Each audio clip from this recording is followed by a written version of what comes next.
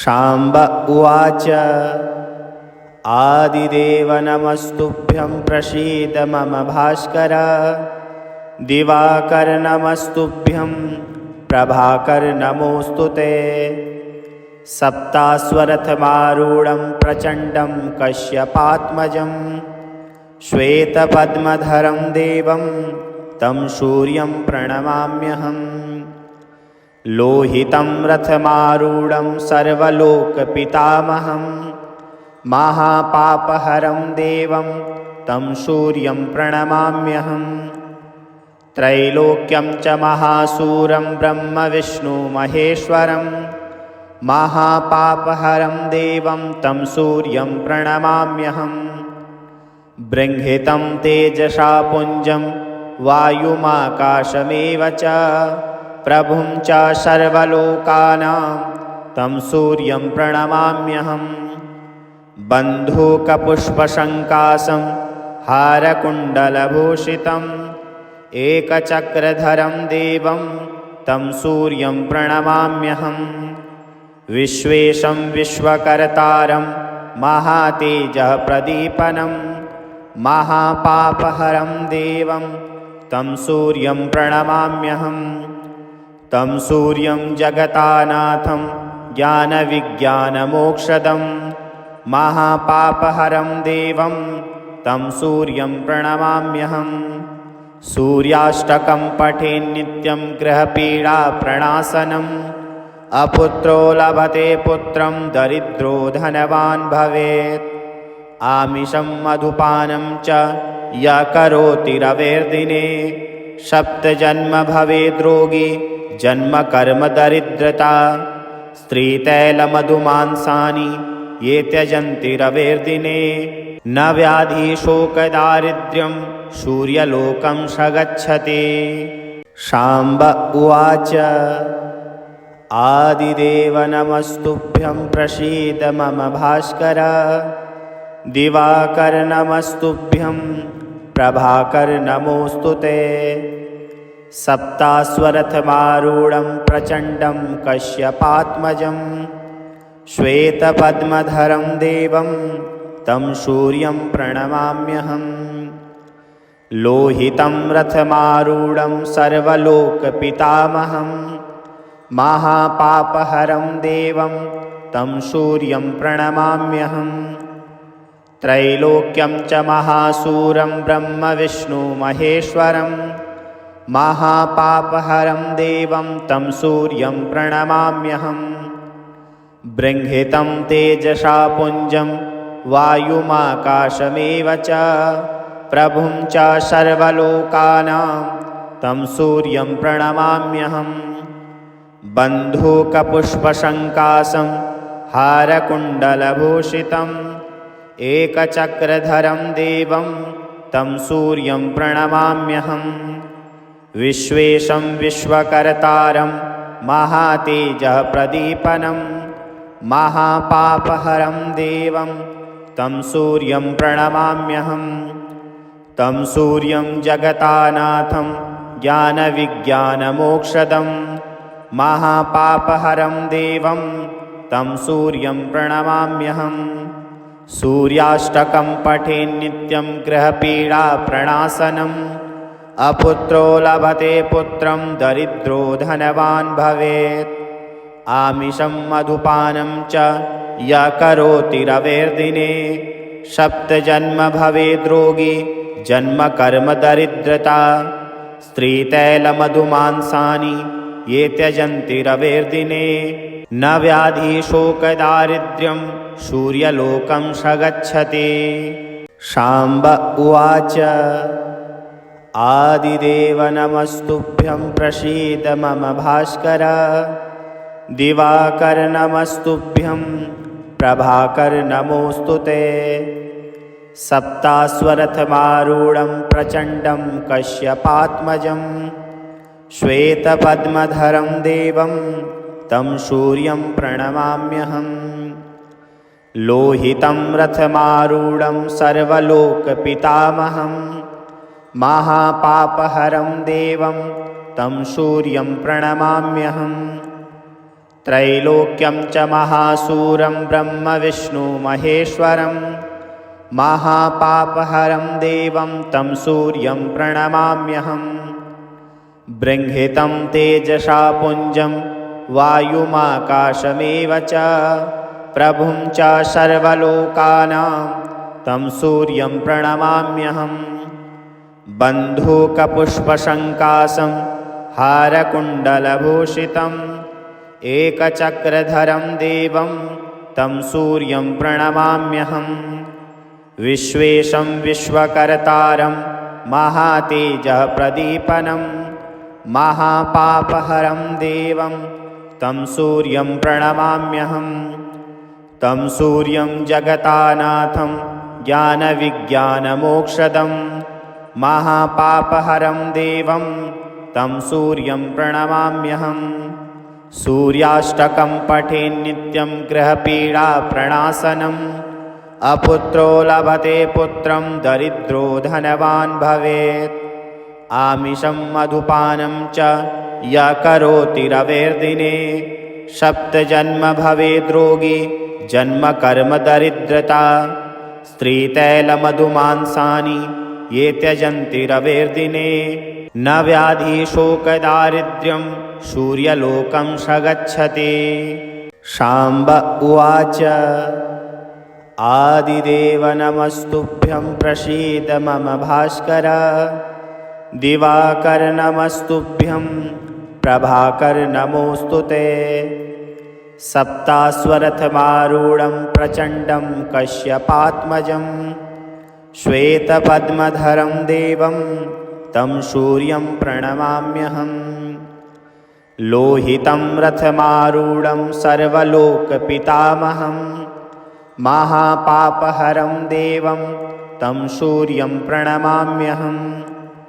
त्रैलोक्यं च महासूरं ब्रह्मविष्णुमहेश्वरं महापापहरं देवं तं सूर्यं प्रणमाम्यहम्। बृंहितं तेजसा पुञ्जं वायुमाकाशमेव च प्रभुं च सर्वलोकानां तं सूर्यं प्रणमाम्यहम्। बन्धूकपुष्पशङ्कासं हारकुण्डलभूषितम् एकचक्रधरं देवं तं सूर्यं प्रणमाम्यहम्। विश्वेशं विश्वकर्तारं महातेजः प्रदीपनं महापापहरं देवं तं सूर्यं प्रणमाम्यहम्। तं सूर्यं जगतानाथं ज्ञानविज्ञानमोक्षदं महापापहरं देवं तं सूर्यं प्रणमाम्यहम्। सूर्याष्टकं पठेन्नित्यं ग्रहपीडाप्रणाशनम् अपुत्रो लभते पुत्रं दरिद्रो धनवान् भवेत्। आमिषं मधुपानं च य करोति रवेर्दिने सप्तजन्म भवेद् रोगी जन्म कर्म दरिद्रता। स्त्रीतैलमधुमांसानि ये त्यजन्ति रवेर्दिने न व्याधिशोकदारिद्र्यं सूर्यलोकं स गच्छति। शाम्ब उवाच आदिदेव नमस्तुभ्यं प्रसीद मम भास्कर। दिवाकर नमस्तुभ्यं प्रभाकर नमोऽस्तु ते। सप्तास्वरथमारूढं प्रचण्डं कश्यपात्मजं श्वेतपद्मधरं देवं तं सूर्यं प्रणमाम्यहम्। लोहितं रथमारूढं सर्वलोकपितामहं महापापहरं देवं तं सूर्यं प्रणमाम्यहम्। त्रैलोक्यं च महासूरं ब्रह्मविष्णुमहेश्वरं महापापहरं देवं तं सूर्यं प्रणमाम्यहम्। बृंहितं तेजसा पुञ्जं वायुमाकाशमेव च प्रभुं च सर्वलोकानां तं सूर्यं प्रणमाम्यहम्। बन्धूकपुष्पशङ्कासं हारकुण्डलभूषितम् एकचक्रधरं देवं तं सूर्यं प्रणमाम्यहम्। विश्वेशं विश्वकर्तारं महातेजः प्रदीपनं महापापहरं देवं तं सूर्यं प्रणमाम्यहं। तं सूर्यं जगतानाथं ज्ञानविज्ञानमोक्षदं महापापहरं देवं तं सूर्यं प्रणमाम्यहं। सूर्याष्टकं पठेन्नित्यं ग्रहपीडाप्रणाशनम्। अपुत्रो लभते पुत्रं दरिद्रो धनवान् भवेत्।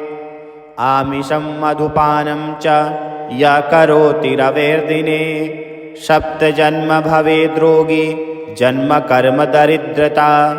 स्त्रीतैलमधुमांसानि ये त्यजन्ति रवेर्दिने न व्याधिशोकदारिद्र्यं सूर्यलोकं स गच्छति।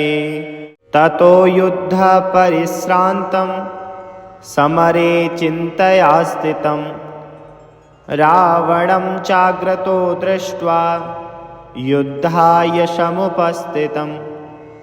दैवतेश्च समागम्य द्रष्टुमभ्यागतो रणम्। उपागम्याब्रवीद्रामम् अगस्त्यो भगवान् ऋषिः राम राम महाबाहो शृणु गुह्यं सनातनं। येन सर्वा नरीन् वत्स समरे विजयिष्यसि। आदित्यहृदयं पुण्यं सर्वशत्रुविनाशनं जयावहं जपे नित्यम् अक्षय्यं परमं शिवम्। सर्वमङ्गलमाङ्गल्यं सर्वपापप्रणाशनं चिन्ताशोकप्रशमनम् आयुर्वर्धनमुत्तमम्। रश्मिमन्तं समुद्यन्तं देवासुरनमस्कृतं पूजयस्व विवस्वन्तं भास्करं भुवनेश्वरं। सर्वदेवात्मको ह्येष तेजस्वी रश्मिभावनः। एष देवासुरगणान् लोकान् पाति गभस्तिभिः। एष ब्रह्मा च विष्णुश्च शिवः स्कन्दः प्रजापतिः। महेन्द्रो धनदः कालो यमः सोमो ह्यः पाम्पतिः। पितरो वशवः साध्या ह्यश्विनौ मरुतो मनुः। वायुर्वहनी प्रजा प्राणः ऋतुकर्ता प्रभाकरः। आदित्यः सविता सूर्यः खगः पूखा गभस्तिमान्। सुवर्णसदृशो भानुः हिरण्यरेतादिवाकरः। हरिदश्वः सहस्रार्ची सप्तसप्तिर्मरीचिमान्। तिमिरोन्मथनः शम्भो त्वष्टा मार्तण्डकोऽसुमान्। हिरण्यगर्भः शिशिरः तपनो भास्करो रविः। अग्निगर्भोदिते पुत्रः शङ्खशिशिरनाशनः। व्योमनाथस्तमो भेदी ऋग्यजुःसामपारगः। घनावृष्टिरपां मित्रः विन्ध्यवीथिप्लवङ्गमः। आतपे मण्डले मृत्युः पिङ्गलः सर्वतापनः। कविर्विश्वो महातेजा रक्तः सर्वभवोद्भवः। नक्षत्रग्रहताराणाम् अधिपो विश्वभावनः। तेजसामपि तेजस्वी द्वादशात्मन्नमोऽस्तु ते। नमः पूर्वाय गिरये पश्चिमायाद्रये नमः। ज्योतिर्गणानां पतये दीनाधिपतये नमः। जयाय जयभद्राय हर्यश्वाय नमो नमः। नमो नमः सहस्रांशो आदित्याय नमो नमः। नमः उग्राय वीराय शारङ्गाय नमो नमः। नमः पद्मप्रबोधाय मार्तण्डाय नमो नमः। ब्रह्मेशानाच्युतेशाय सूर्यायादित्यवर्चसे भास्वते सर्वभक्षाय रौद्राय वपुषे नमः। तमोघ्नाय हिमग्नाय शत्रुघ्नायामितात्मने कृतघ्नाय देवाय ज्योतिषां पतये नमः। तप्तचामीकराभाय वह्नये विश्वकर्मणे नमस्तमोविनिघ्नाय रवये लोकसाक्षिणे नाशयत्येष वैभूतं तदेव सृजति प्रभु पायत्येष तपत्येष वर्षत्येष गभस्तिभिः एष सप्तेषु जागर्ति भूतेषु परिनिष्ठितः एष एवाग्निहोत्रं च फलं चैवाग्निहोत्रिणां वेदाश्च क्रतवश्चैव क्रतूनां फलमेव च यानि कृत्यानि लोकेषु सर्व एष रवि प्रभु एनमापत्सु कृच्छ्रेषु कान्तारेषु भयेषु च कीर्तयन् पुरुषः कश्चिन् नावशीदति राघवः पूजयश्वैनमेकाग्रः देवदेवं जगत्पतिम् एतत्त्रिगुणितं जप्त्वा युद्धेषु विजयिष्यसि अस्मिन् क्षणे महाबाहो रावणं त्वं वधिष्यसि एवमुक्त्वा तदागस्त्यो जगाम च यथागतम् एतच्छ्रुत्वा महातेजः नष्टशोको भवत्तदा धारयामास सुप्रीतः राघवः प्रयतात्मवान् आदित्यं प्रेक्ष्य जप्त्वा तु परं हर्षम् अवाप्तवान् तिराचम्य शुचिर्भूत्वा धनुरादाय वीर्यवान् रावणं प्रेक्ष्य हृष्टात्मा युद्धाय समुपागतम् सर्वयत्नेन महता वदे तस्य धृतोऽभवत् ततो युद्धपरिश्रान्तं समरे चिन्तया स्थितं रावणं चाग्रतो दृष्ट्वा युद्धाय समुपस्थितं दैवतेश्च समागम्य द्रष्टुमभ्यागतो रणम् उपागम्याब्रवीद्रामम् अगस्त्यो भगवान् ऋषिः राम राम महाबाहो शृणु गुह्यं सनातनं येन सर्वा नरीन् वत्स समरे विजयिष्यसि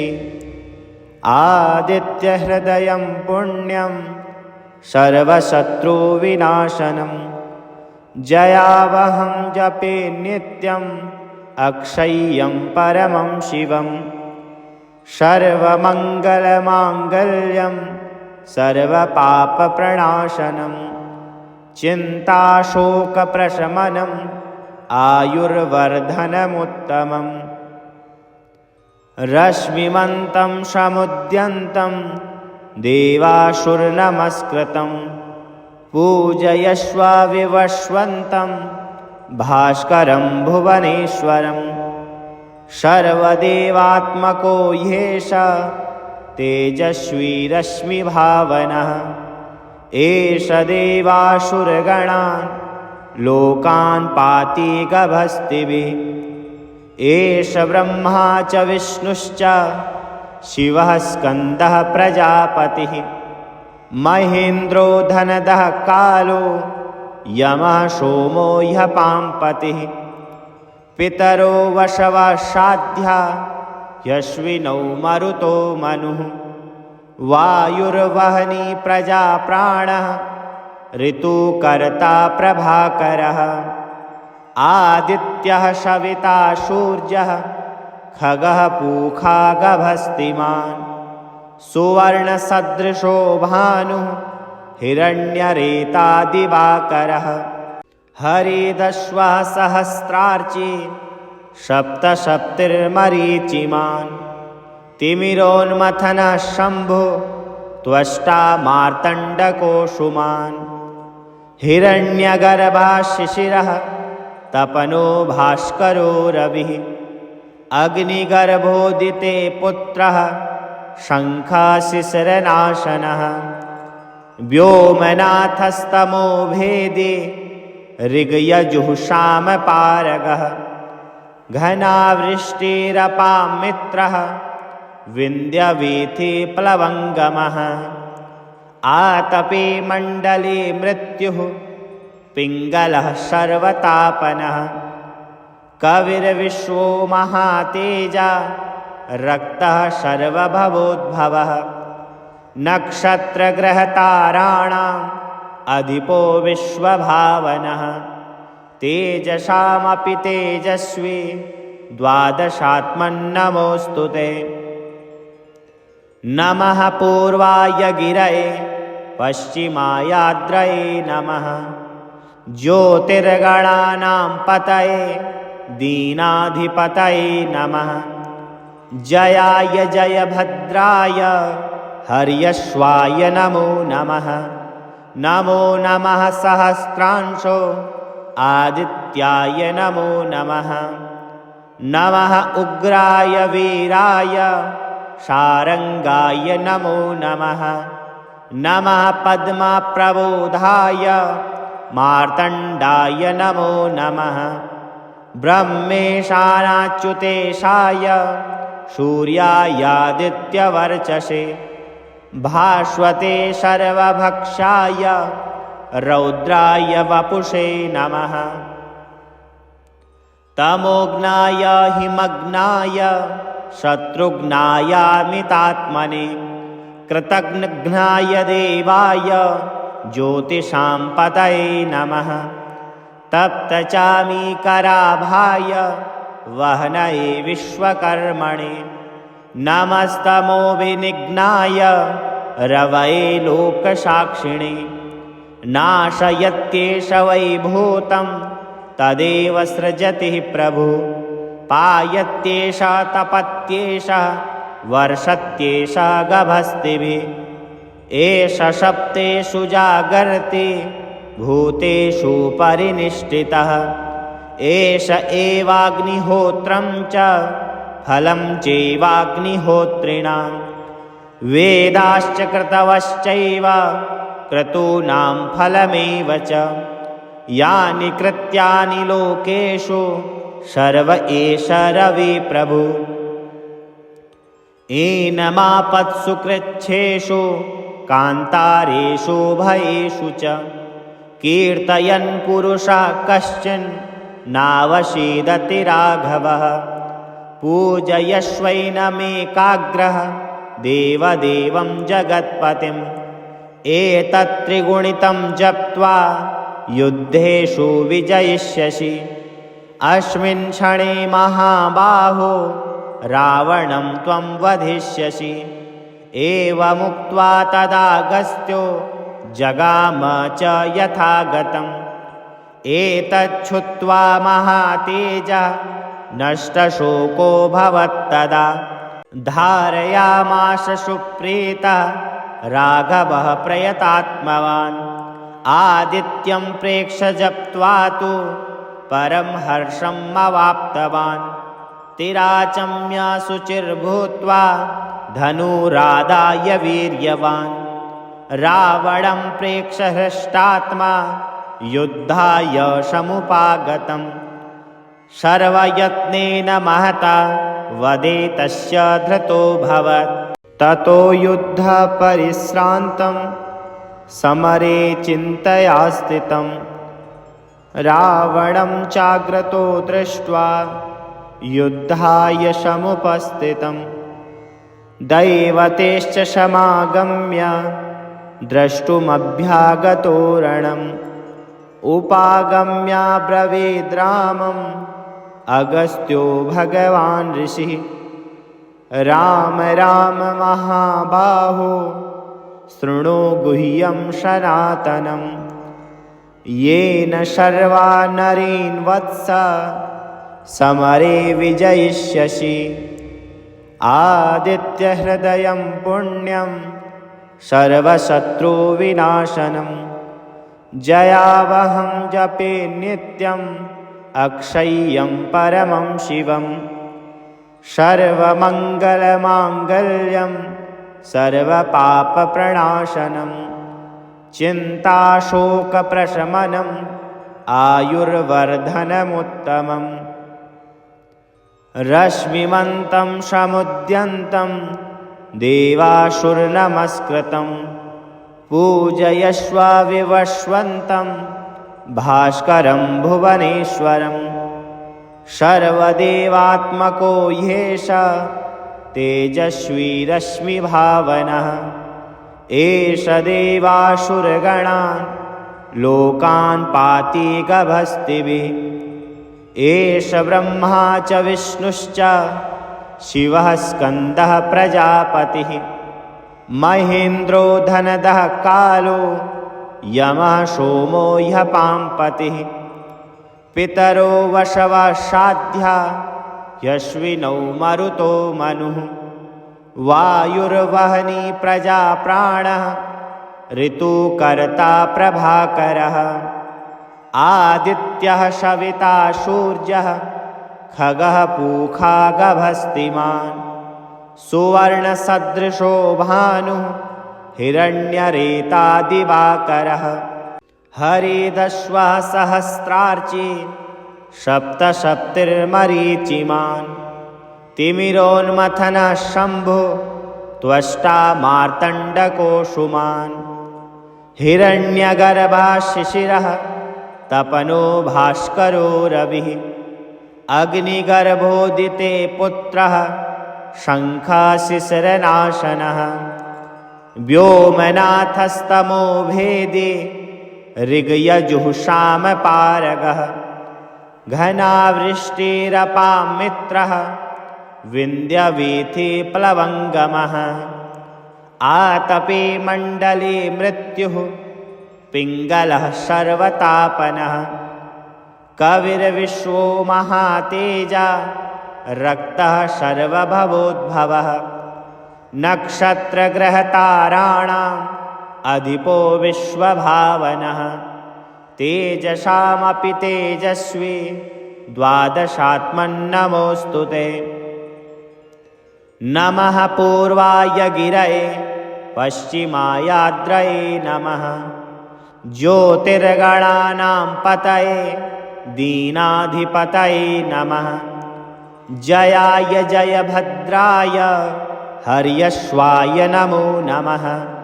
नमो नमः सहस्रांशो आदित्याय नमो नमः। नमः उग्राय वीराय शारङ्गाय नमो नमः। नमः पद्मप्रबोधाय मार्तण्डाय नमो नमः। ब्रह्मेशानाच्युतेशाय सूर्यायादित्यवर्चसे भास्वते सर्वभक्षाय रौद्राय वपुषे नमः। तमोघ्नाय हिमग्नाय शत्रुघ्नायामितात्मने कृतघ्नाय देवाय ज्योतिषां पतये नमः। तप्तचामीकराभाय वह्नये विश्वकर्मणे नमस्तमोभिनिघ्नाय रवये लोकसाक्षिणे। नाशयत्येष वैभूतं तदेव सृजति प्रभु पायत्येष तपत्येष वर्षत्येष गभस्तिभिः। एष सप्तेषु जागर्ति भूतेषु परिनिष्ठितः एष एवाग्निहोत्रं च फलं चैवाग्निहोत्रिणां। वेदाश्च कृतवश्चैव क्रतूनां फलमेव च। यानि कृत्यानि लोकेषु सर्व एष रवि प्रभु। एनमापत्सु कृच्छ्रेषु कान्तारेषु भयेषु च कीर्तयन् पुरुषः कश्चिन् नावसीदति राघवः। पूजयश्वैनमेकाग्रः देवदेवं जगत्पतिम् एतत् त्रिगुणितं जप्त्वा युद्धेषु विजयिष्यसि अस्मिन् क्षणे महाबाहो रावणं त्वं वधिष्यसि एवमुक्त्वा तदागस्त्यो जगाम च यथागतम् एतच्छ्रुत्वा महातेजः नष्टशोको भवत्तदा धारयामास सुप्रीतः राघवः प्रयतात्मवान् आदित्यं प्रेक्ष्य जप्त्वा तु परं हर्षम् अवाप्तवान् तिराचम्य शुचिर्भूत्वा धनुरादाय वीर्यवान् रावणं प्रेक्ष्य हृष्टात्मा युद्धाय समुपागतम् सर्वयत्नेन महता वदे तस्य धृतोऽभवत्